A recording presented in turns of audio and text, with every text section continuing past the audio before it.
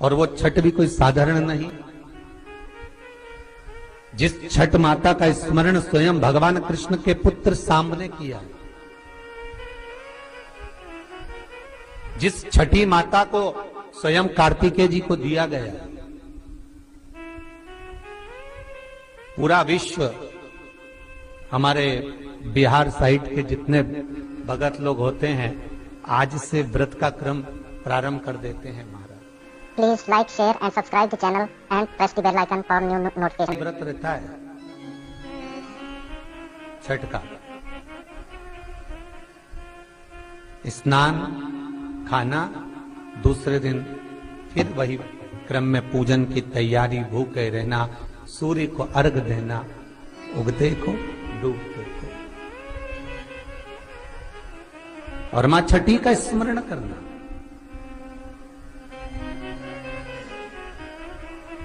और ये कोई साधारण सा महीना नहीं है कार्तिक का महीना। जिस कार्तिक के महीने में माता लक्ष्मी का स्मरण कर रहे हैं, कार्तिक के महीने में गणेश का स्मरण कर रहे हैं, माता सरस्वती का स्मरण कर रहे हैं, भगवान शिव का स्मरण कर रहे हैं, ये वही कार्तिक का महीना है जिसमें भगवान शंकर और भगवान कृष्ण का, भगवान नारायण का मिलन हुआ था। अभी जो कार्तिक पूर्णिमा आएगी उसके एक दिन तेरे हरिहर मिलन आता, वैकुंठ चतुर्दशी।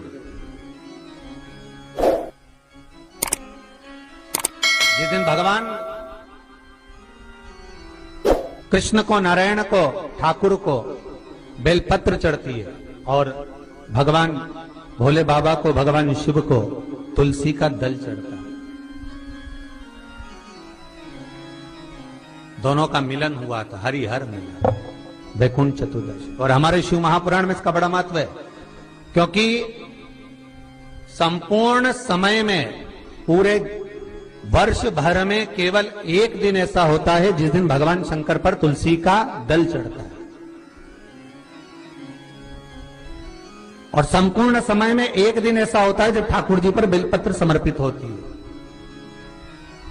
शास्त्र तो कहता है, विष्णु पुराण कहती है, स्कंद पुराण वर्णन करती है कि ठाकुर जी को तो बेलपत्र आप अगर पूजन कर रहे हो तो रोज समर्पित कर भी सकते हो, पर शंकर भगवान को, भोलेनाथ को, मेरे विश्वनाथ को तुलसी का दल साल भर में समर्पित नहीं होता, केवल एक वैकुंठ चतुर्दशी का दिन ऐसा होता है। और उस बेलपत्र की भी बड़ी महत्वता है। और कार्तिक के महीने में अपन जब कथा श्रवण कर रहे हैं, आनंद ले रहे हैं, सुनने के लिए बैठे हैं और मौका मिला है कार्तिक महत्तम को श्रवण करने का, तो एक एक महत्व को अपन समझ। उत्तर भारत के जो लोग हैं ये पूजन करते हैं दीपावली के बाद में छठ की पूजन, छठी। बिहार साइड में, यूपी साइड में, इधर सबसे ज्यादा पूजन होती है छठ की। कौन सी माता है ये? छठ है। कौन सी माता? छठ। जितने लोग पूजन कर रहे हैं उनको भी ज्ञात नहीं है कि ये छठ की पूजन होती क्यों है, ये माता है कौन सी। ये छठ माता कोई दूसरी नहीं है, कार्तिकेय जी की धर्म पत्नी देवसेना है जिसकी पूजन होती है छठी के रूप में। उगता सूरज और डूबता सूरज का अर्घ होता है। सबसे पहली छठ पूजन किसने करी थी?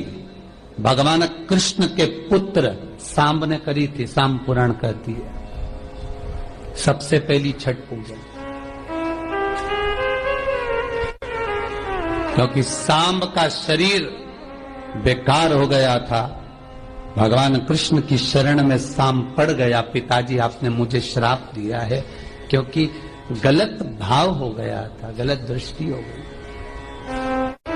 भगवान कृष्ण के पास में जामवंती जी बैठी हुई थी तो सामने आकर कहा, पिताजी मुझसे गलती हो गई, बहुत बड़ी गलती, क्षमा कर दीजिए। भगवान कृष्ण ने कहा, तुम सूर्य की आराधना करो। सूर्य की आराधना करी तो सूर्य कहते हैं तुम इंद्र की पुत्री देवसेना की आराधना करो। और कार्तिकेय जी महाराज की धर्म पत्नी देवसेना की जब आराधना सांब ने करना प्रारंभ करी, सूर्य को उगते को और डूबते को जब नमन करना प्रारंभ करा, अर्घ देना प्रारंभ करा, जल में खड़े होकर सांब तप साधना में डूबा रहता सूर्य का स्मरण करता, देवसेना का स्मरण करता, तो देवसेना वहां प्रकट हुई। देवसेना ने कहा मैं भगवान की छठी कला हूं, मैं भगवान देवताओं की छठी कला हूं, इसलिए जगत में मैं छठी के नाम से पूजी जाऊंगी। और सुन ए शाम, तूने मेरी आराधना करी है, मृत्यु लोक में जो मेरी आराधना करेगा वो जगत का सारा सुख भोगेगा, और तू भी चिंता मत करना, तू भी सर्व सुख भोगेगा। अब देखिएगा महाराज, शिव महापुराण की कथा कितना सुंदर वर्णन कर रही है कि एक लोटा पानी का फल क्या है। माताओं जरा आप ध्यान दीजिएगा। कई लोग कहते हैं गुरुजी आप पुरुषों को तो कहते ही नहीं हो कि एक लोटा पानी चढ़ाओ, कि पुरुष लोग मंदिर जाएं, कि पुरुष लोग भगवान शंकर का आराधना करें, पूजन करें। मेरा आप सबसे निवेदन है, इस व्यासपीठ से हमने कभी ये नहीं कहा कि माताओं आप जल चढ़ाओ, कि पुरुष आप जल चढ़ाओ। हम तो निवेदन सबके लिए करते हैं कि आप सब मिलकर, गला पकड़ रहा है बाबू, आप सब मिलकर आप शिव की आराधना करिए, आप सब मिलकर भगवान शंकर का आराधना करें। एक लोटा पानी, चाहे पुरुष हो, चाहे स्त्री हो, चाहे बच्चे हो, चाहे युवान हो, चाहे बड़े हो, वो जल शिव को समर्पित करें, शंकर को जल समर्पित करो, शंकर को जल चढ़ाइए। उसका फल क्या है महाराज? शिव जी की कुछ चीजें बड़ी प्रिय है। एक भस्म का त्रिपुंड, एक गले में रुद्राक्ष की, जम के बोलिए, माला। और अगर रुद्राक्ष की माला नहीं भी हो तो एक रुद्राक्ष आपके गले में हो, मस्तक पर त्रिपुंड हो, गले में रुद्राक्ष हो, और मुख पर या तो पंचाक्षर मंत्र नमः शिवाय ओम, या ओम नमः शिवाय, या श्री शिवाय नमस्तुभ्यम। फिर से बोलिए, श्री शिवाय नमस्तुभ्यम, श्री शिवाय नमस्तुभ्यम। पंचाक्षर मंत्र या शिव महापुराण का मूल मंत्र आप उसका